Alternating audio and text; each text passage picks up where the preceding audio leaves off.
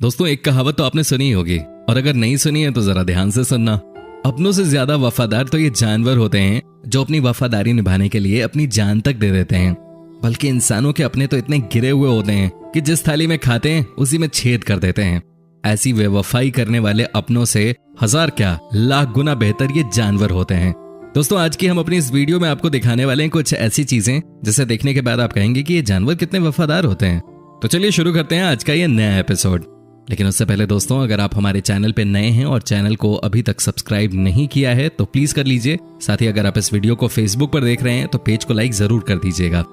Number 1, Asian sheepshead wrasse. दोस्तों, क्या आपने कभी एक मछली और इंसान के बीच की दोस्ती की बात सुनी है? नहीं सुनी होगी, लेकिन आज पहली बार आप इसे देख भी लीजिए। दोस्तों, ये कहानी है जापान के एक स्विमर और समुद्र के नीचे की एक मछली के बीच की। आपने एशियन शीप हेड रैस का नाम सुना होगा। ये एक समुद्री मछली है। बात यूं हुई कि जापान के स्विमर नाकामोरो जब समुद्र के अंदर गए तो उन्होंने देखा कि एक मछली काफी ज्यादा चोटिल है। उस मछली को इतनी गंभीर चोट लगी थी कि वो समुद्र में तैर भी नहीं पा रही थी। वो कई दिनों से भूखी थे। ऐसा लग रहा था कि उसका मरना तय है। लेकिन नाकामोरो ने उस चोटिल मछली की मदद की, उसे खाना खिलाया। वो भी कोई 1-2 दिन नहीं बल्कि पूरे के पूरे 18 दिनों तक रोज वो समुद्र के नीचे जाकर उस मछली को खाना खिलाते थे। कुछ दिनों बाद मछली पूरी तरह से स्वस्थ हो गई। वो बिंदास एक बार फिर पानी के अंदर तैरने लगी। सब कुछ ठीक हो गया। लेकिन दोस्तों, मछली और नाकामोरो के बीच हमेशा हमेशा की दोस्ती हो गई। दोस्तों, आज 10 साल हो गए हैं नाकामोरो और इस मछली के बीच की दोस्ती हुए।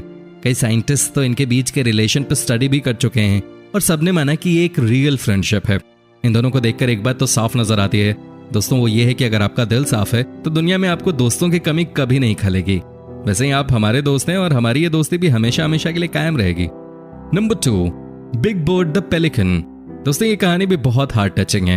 एक बार पेलिकन जिसका नाम बिग बर्ड था वो कहीं चोटिल हो गई। चोट इतनी ज्यादा थी कि वो अपना पंख भी ठीक से नहीं उठा पा रही थी। उसके मरने जैसे हालात हो गए थे। लेकिन बिग बर्ड की किस्मत बहुत अच्छी थी कि उसे एक तंजानिया के सफारी ओनर ने मदद करने की सोची। पहले तो ओनर जेम्स ने बिग बर्ड को अपनी बोट पे कुछ दिनों तक रखा, उसे ट्रीट किया। बाद में जब बिग बर्ड ठीक हो गई तो जेम्स ने इसे एक बार फिर से उड़ने की ट्रेनिंग दी, उड़ना सिखाया। जेम्स बड़े ही अच्छे ट्रेनर निकले। उनके इशारों पे बर्ड ने उड़ना सीख लिया। सब कुछ पहले की ही तरह होने लगा। कई लोगों का मानना था कि अब बिग बर्ड जेम्स को छोड़कर अपने लोगों के पास चली जाएगी, लेकिन ऐसा कुछ नहीं हुआ। बिग बर्ड जेम्स के पास ही रहे। हालांकि दोस्तों, उसका अंत बहुत खराब हुआ। एक दिन जब बिग बर्ड जेम्स के साथ समुद्र में कहीं घूमने जा रही थी, उस समय बोट का एक्सीडेंट हो गया जिसमें बिग बर्ड पेलिकन की मौत हो गई। वो दुनिया तो छोड़ गई, लेकिन हम जैसे कई लोगों को ये सीख दे गई कि जो आपके बुरे वक्त में आपका साथ दे उसे कभी भी हमें नहीं छोड़ना चाहिए। नंबर 3, गूस मरिया। दोस्तों, शायद आपको पता न हो, लेकिन गूस यानी कि बत्तखों को सबसे वफादार जीवों में से एक माना जाता है। चीन में तो बत्तख को पुलिस के काम के लिए भी इस्तेमाल किया जाता है। लेकिन आज जो हम कहानी आपको बताने वाले हैं वो कुछ अलग है। दोस्तों, ये स्टोरी है अमेरिका की। यहाँ मार्टिन नाम का एक आदमी रोज सुबह शाम पार्क में वॉक करने के लिए जाता था। लेकिन अचानक ही उसने देखा कि एक गूस यानी कि बत्तख उसके साथ वॉक कर रहा था। ऐसा तकरीबन रोज ही होने लगा। समय जैसे जैसे आगे बढ़ता गया वैसे वैसे मार्टिन और मारिया के बीच दोस्ती बढ़ने लगी। दोनों एक दूसरे को पसंद करने लगे। बात यहां तक बढ़ गई कि मारिया अब मार्टिन के घर पे भी जाने लगी। मार्टिन भी रोज मारिया को खाना खिलाया करते थे। दोनों के बीच दोस्ती इतनी गहरी हो गई कि मारिया मार्टिन की हिफाजत करने लगी। मार्टिन के आसपास जो भी आता वो उसे भगा देती थी। दोस्तों, अचानक ही एक दिन न्यूयॉर्क सिटी जू के अधिकारी आए और पार्क के सारे जानवरों को जू ले गए। लेकिन इसके बाद भी मार्टिन और मारिया के बीच की दोस्ती खत्म नहीं हुई। मारिया से मिलने के लिए मार्टिन रोज ही जू जाने लगे। दोस्तों, आपको कैसी लगी कहानी मारिया और मार्टिन के बीच की? आप हमें कमेंट करके जरूर बताएं।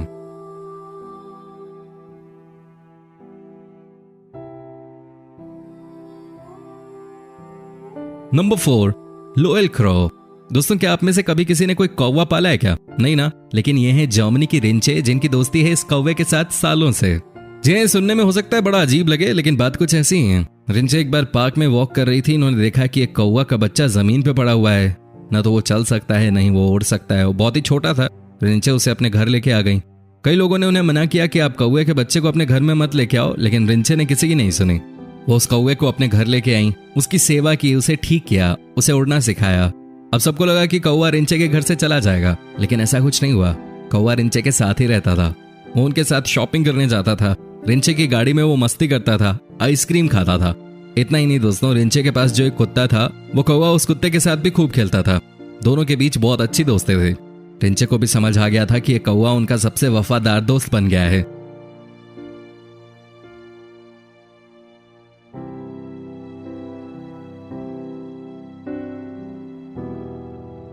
नंबर 5, जेसिका की कहानी। दोस्तों, जेसिका नाम की एक हिप्पो वर्ष 2000 में साउथ अफ्रीका में आए बाढ़ की वजह से अपने माँ पापा से अलग हो गई थी। वो रो रही थी कि अचानक एक दंपत्ति की नजर इस हिप्पो के छोटे बच्चे पे पड़ी। दंपत्ति ने डिसाइड किया कि वो हिप्पो के बच्चे को अपने घर लेके जाएंगे।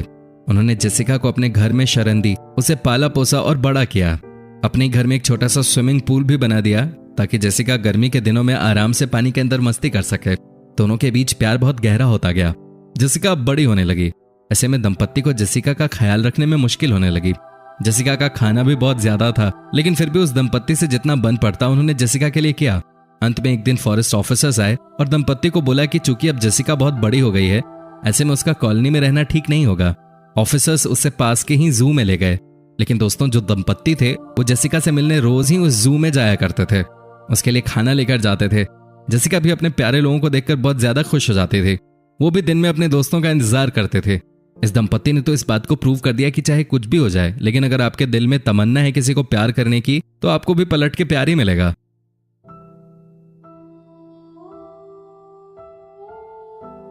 नंबर 6, दोस्तों, ऑस्ट्रेलिया के मार्को एक जाने माने डाइवर हैं।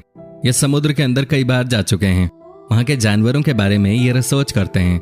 लेकिन ये तब बहुत ज्यादा पॉपुलर हो गए जब इन्होंने एक शार्क से दोस्ती कर ली। जी हाँ, शार्क, जिसका नाम सुनते ही हमारे और आपके पसीने छूट जाते हैं, उससे इन्होंने दोस्ती कर ली। दोस्तों, बात तब की है जब मार्को एक बार समुद्र के अंदर गए और इन्होंने नोटिस किया कि एक शार्क इनके साथ खेल रही है, इन्हें अपनी तरफ बुला रही है। लेकिन ये एक दिन की ही बात नहीं थी। मार्को रोज जाते थे समुद्र में और रोज ही ऐसी घटना होती थी। फिर मार्को ने भी मन बना लिया कि क्यों ना शार्क के साथ दोस्ती ही कर ली जाए। दोनों के बीच अच्छी दोस्ती हो गई। दोनों एक दूसरे को देखकर खुश होते थे। दोनों के बीच में प्यार बहुत बढ़ गया। मार्को भी रोज ही शार्क के लिए कुछ खाना लेकर जाते थे। ये शार्क कुछ अलग किस्म की थी, क्योंकि मार्को के अनुसार जनरली शार्क इतनी दोस्ती वाले नेचर के नहीं होते हैं। मार्को ने हालांकि एक इंटरव्यू में बताया कि शार्क जब भी आपको देखे उससे दूरी बनाए रखना ही उचित होता है, क्योंकि ये बहुत ही अटैकिंग मूड की मछली होती है। और आप तो ये बात जानते ही होंगे कि शार्क अगर एक बार हमला कर दे तो बचना लगभग इम्पॉसिबल है। दोस्तों, आपको कैसी लगी ये स्टोरी, आप हमें कमेंट करके बता सकते हैं।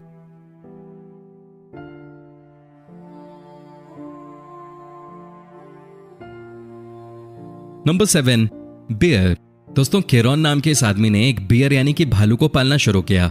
ना, ये मत समझिए कि केरॉन को कोई शौक था भालू को पालने का। दरअसल बात यह थी कि स्पेन के एक जू में बहुत सारे जानवर हो गए थे और इसी बात को लेकर जू के अधिकारियों ने फैसला किया कि वो इस भालू को मार देंगे। लेकिन फिर केरॉन ने यह निर्णय लिया कि वो इस भालू को अपने घर लेकर आएंगे और इसे पालेंगे। केरॉन भालू की जिंदगी बचाना चाह रहे थे और वो इस काम में सफल भी हो गए।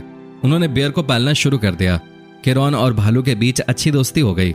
दोनों एक दूसरे को बहुत प्यार करते थे, एक दूसरे के साथ ही रहते थे। जैसे जैसे भालू बड़ा होता गया, केरॉन ने डिसाइड किया कि वो भालू के लिए नई जगह ढूंढेंगे। अपने घर के आगे ही उन्होंने एक पार्क में भालू को पालना शुरू कर दिया। भालू के और भी बच्चे हुए। तकरीबन उनके पार्क में 4 भालू रहते थे।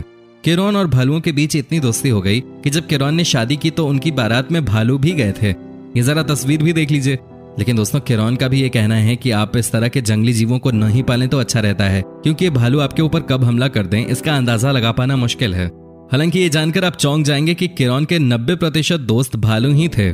सिर्फ 10% दोस्त उनके इंसान थे। और आज तक टचवुड केरॉन के ऊपर किसी भालू ने कभी कोई हमला नहीं किया। दोस्तों, प्लीज आप हमें कमेंट करके बताएं आपको ये कहानी कैसी लगी और ज्यादा से ज्यादा इस वीडियो पे लाइक करें।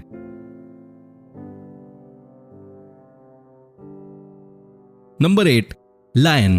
दोस्तों, क्या आप यकीन कर सकते हैं कि कोई लायन यानी कि शेर का भी दोस्त हो सकता है? जी हां दोस्तों, ऐसा हो चुका है।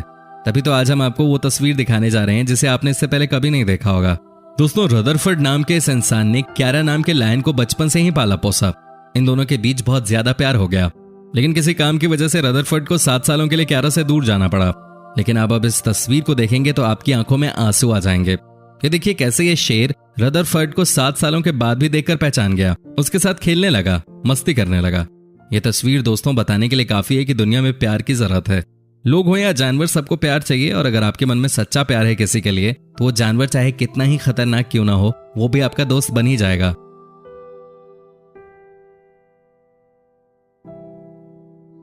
दोस्तों, आपको इनमें से कौन सी स्टोरी सबसे ज्यादा अच्छी लगी, आप हमें कमेंट करके बता सकते हैं। हमें आपके कमेंट्स का इंतजार रहता है।